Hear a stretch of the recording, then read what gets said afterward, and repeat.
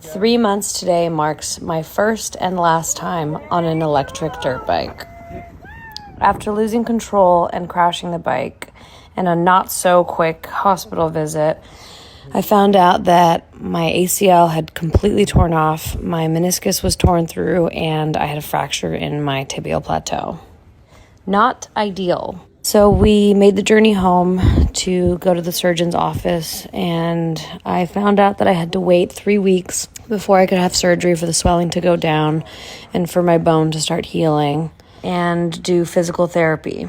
There was too much blood pooling in my knee because of all the swelling, so they had to drain it, which was obviously excruciating. A lot of people have been asking how I'm doing.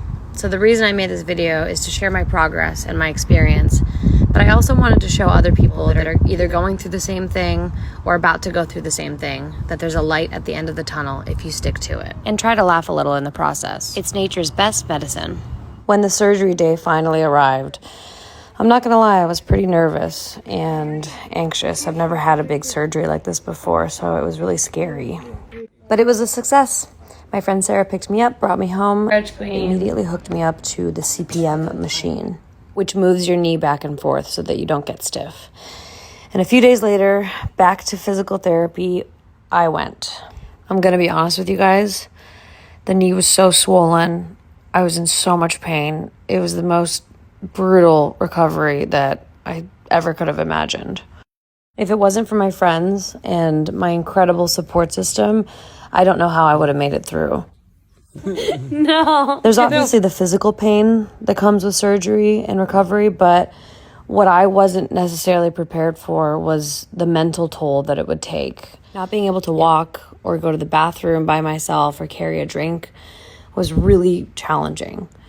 I'm a very independent person, so having to rely on other people was really hard for me. This whole experience has tested me physically and mentally, but with time, I started making progress. Each day, one step in front of the other, one exercise after the other, one piece of bacon after the other. I got stronger and stronger, but it was exhausting at times. Eat, sleep, physical therapy, repeat was kind of my schedule for weeks and weeks and weeks.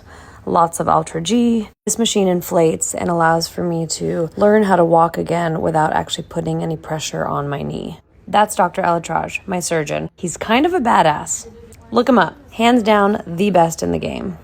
I finally worked my way up to 100 degrees in flexion and started doing some light upper body workouts, which led to more full body workouts just to strengthen the muscles around my knee and to support myself in order to be able to learn how to walk again, which was no small feat. Shout out to the team of physical therapists at Elite Orthosport. Erin, Lauren, Trevor, Heather, Grace, and Molly for pushing me physically every day and for being a support system in truly the most difficult time of my life so far.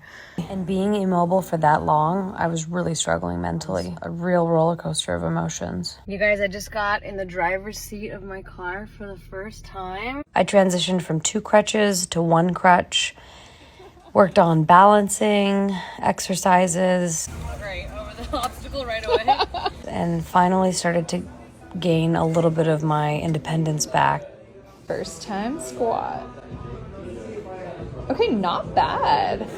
And there was suddenly a light at the end of the tunnel, and I took my first few steps without crutches at all. Granted, they were a little rocky, but it was something. After a few more weeks of building up my quad muscles and my strength, I put 1 foot in front of the other. Baby steps, as they say. And I made some really big improvements. It's crazy how we take very basic things for granted. I'm walking! But this was a big deal for me.